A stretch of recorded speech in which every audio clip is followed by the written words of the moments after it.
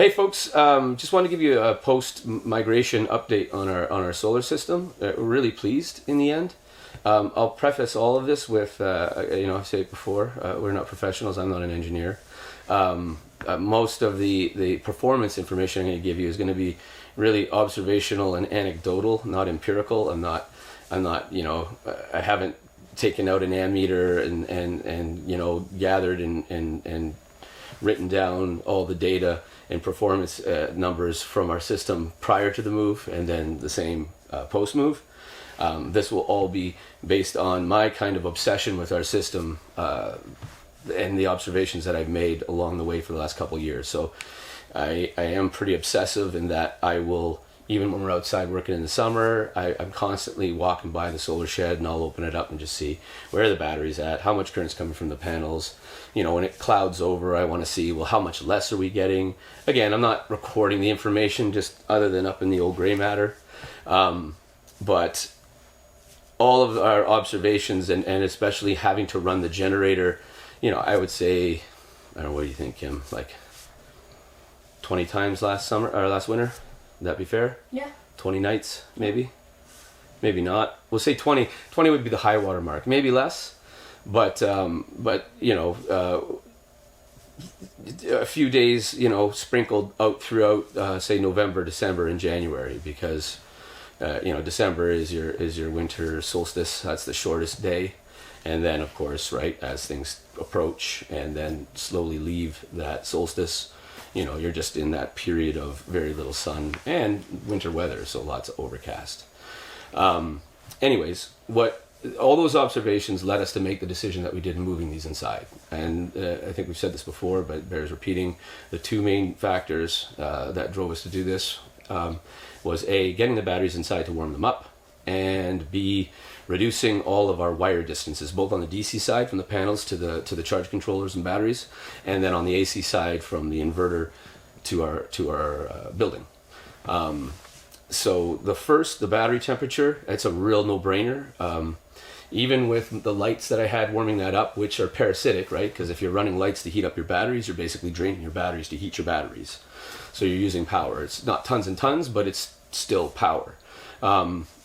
And even doing that, probably keep the batteries at about 15 degrees in winter. And when it's really cold, like when we're in the dead of February or like at minus 25, you're lucky if you're keeping the batteries above 10 degrees. Now, keeping that in mind, these particular AGMs run optimally at 25 degrees Celsius. And I believe if you get down to as much as even 15 degrees, you're at 70% of capacity. Just think of any 80s kids, 90s kids out there that had a Discman or a Walkman. If you took batteries out of the fridge and stick them in your Walkman and hit play, it's going to be all until they warm up and start outputting more energy. So it'll preserve the life of your batteries, but they don't perform very well when they're cold.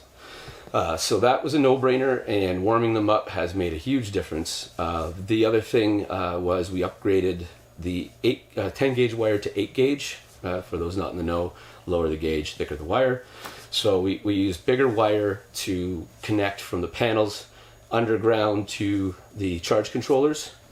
And because of the way that we oriented the panels, the max length from panel to charge controller isn't more than at our old installation where the solar closet was right beside the array, but we're using a heavier gauge wire, so we are getting better throughput. And that I can say, and again, this is anecdotal, not empirical, when I was looking at the inverter output panel the other day, I saw 42 amps traveling from the charge controllers to the batteries. I unless I've missed it in the last couple of years, I've never seen more than, say, 34, 35 amps. And I have to think that's a result of reduced voltage drop and better throughput from the heavier gauge wire.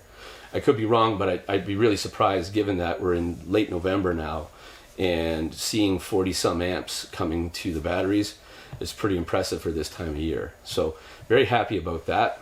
And then one other addition to the system that we made that will help with performance are a couple of battery equalizers. So again, not an engineer, so I'll give you a high level understanding of how these things work, and if I get it wrong, feel free to correct in the comments. But the idea of a battery equalizer is when you have multiple batteries in a bank, and in our case we have two banks of 4 connected in parallel. Each individual battery in that bank is not going to be the same strength as the others, like, you know, as its siblings, so to speak. And that's just the way that it is. And so what happens is if you have a bank, and say you have 2 good batteries and 2 less than good batteries, the charge controllers don't know any better. They're just saying, here's some juice, right? And it powers them all with the same amount of current. And what will happen then is it will bring up the low batteries up to charge, and in doing so will bring the good batteries to overcharge. And so that will lessen the life of the batteries over time. So a battery equalizer, I think it's just based on resistance, but I don't really know, to be honest. But the idea is that each of these, like, it's a box, it's got a bunch of leads. You have to hook each set of leads up to each battery in the bank. So we have 2 devices, one for each bank. And the idea is now, if you have batteries that are stronger than others, the battery equalizer provides resistance or whatever it does to throttle the current going to them and distribute more power to the weaker ones. So now what you're doing is bringing the weak batteries up to proper charge, and then also bringing the good batteries up to proper charge and not overcharging them. And apparently it works inversely as well. So when you're discharging, so when power's coming from the battery to the inverter, getting converted to AC and going around the property of the building, what it will do then, I think, and I'll say this very simply, it will take more power from the good batteries first, if you will, or at the, you know, as it's taking batteries power from them all at the same time, it's taking more from the good batteries than the little batteries, the weaker batteries. So the idea is that you're discharging them so that they're at an equal level, and then you're charging them at an equal level. And so really, it helps with performance, right? So you get better performance on discharge. They'll last longer in between charges, but also they will last longer in general from a battery health perspective, because you're not constantly putting them in this overcharge state and then over discharge state on the weaker ones. So all in all, super happy. Everything is working the way that it should. And if I see anything else that's worth noting and sharing, we'll do so.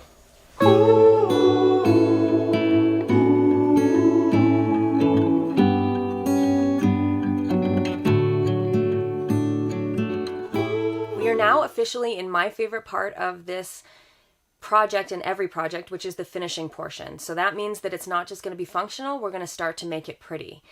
And so our initial plan is to finish the boxes outside on either end of the buried line.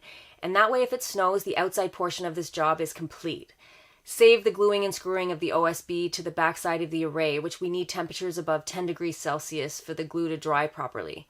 And we're not too worried about that because the rain and snow don't seem to get under there, so we're just going to wait until the weather permits. While Al is working on that, I'm going to start to disassemble the old solar panel rack, and that starts with removing all the hardware and the screws holding it together. And the best part is we can pretty much repurpose everything, so that's just awesome. If only I could finish something, run straight through to the end, close a chapter dignified. Dang girl, you did it again. But will it ever be enough when I'm bent on trying to keep it tough? Will I ever settle down, happy with the here and now?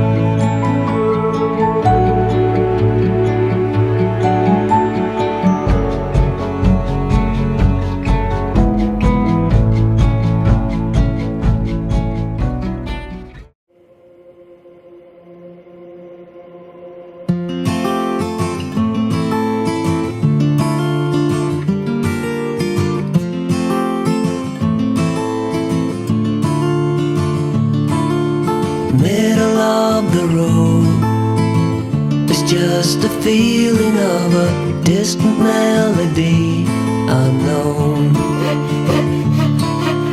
I was doing fine, I minded my own business till the day you took me home. You came into my life like a sweet embrace, swept me off my feet and made me whole again. You came in my life, I wanna see your face. Never will I be the same again.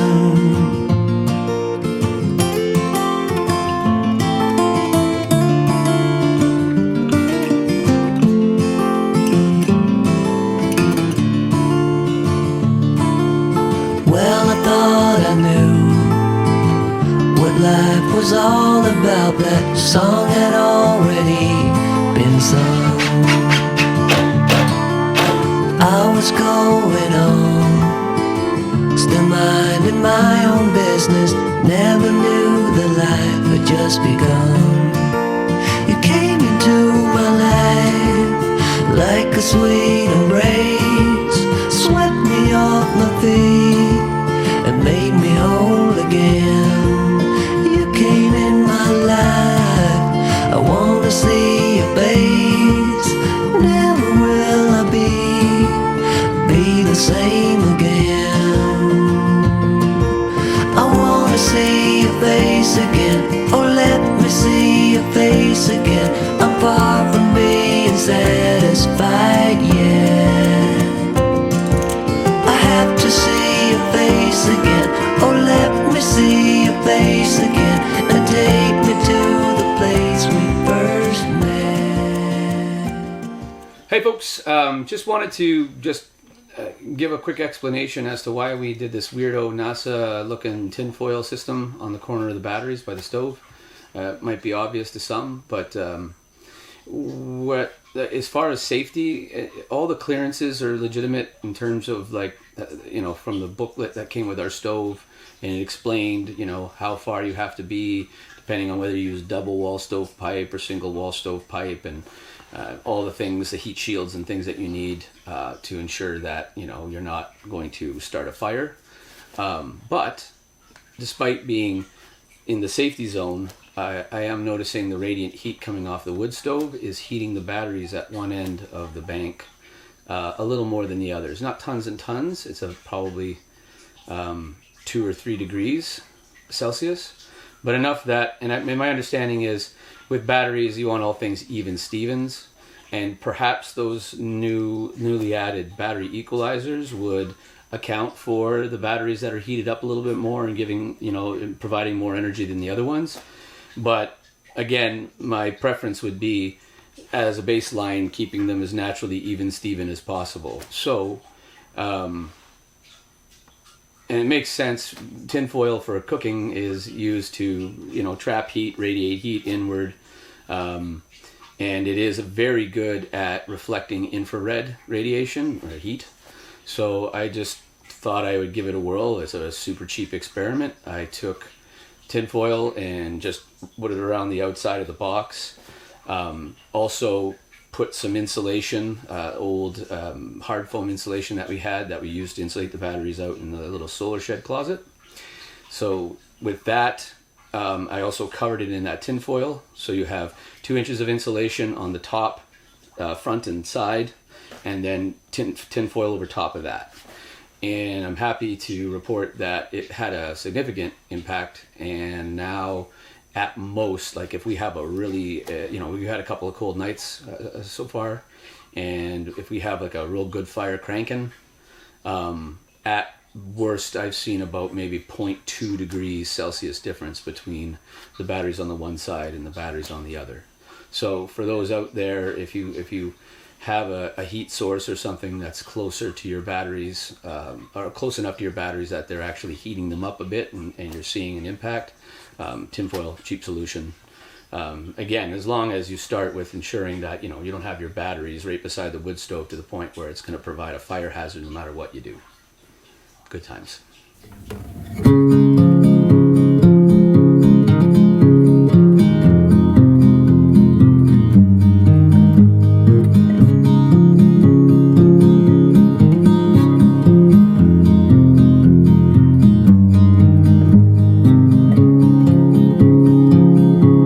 significant light, just where it was needed, gleaming black as night, cloistered in injustice, dead in the eye of time. Nobody is losing.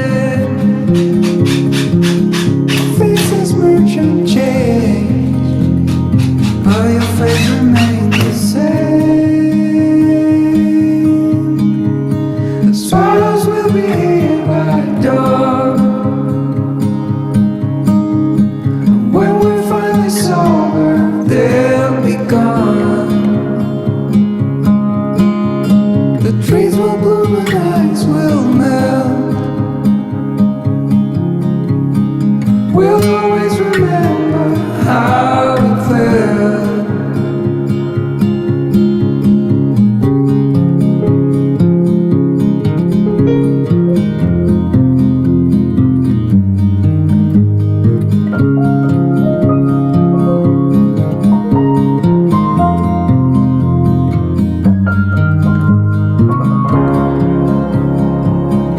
A significant life, just what it was needed,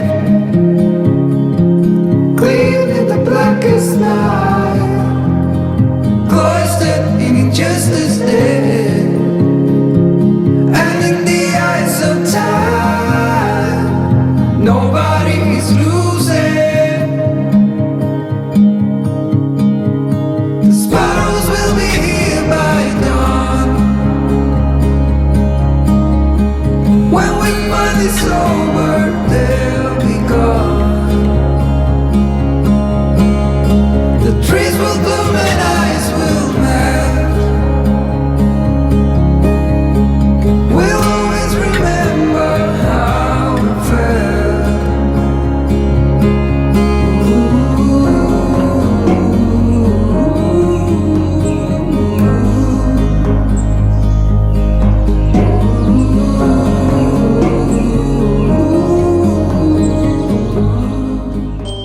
Our long-term goal is to put a carport where the old solar array was between the cedars we planted and the road. The buried wire that was originally bringing power from the solar shed to the blue box will be used to bring power to the carport as well as Al's work tent. As for the solar shed, we're repurposing that and putting it down by the water. More details to come. We're very excited about this winter and the leisurely pace we'll be able to enjoy while we plan for our big build in the spring.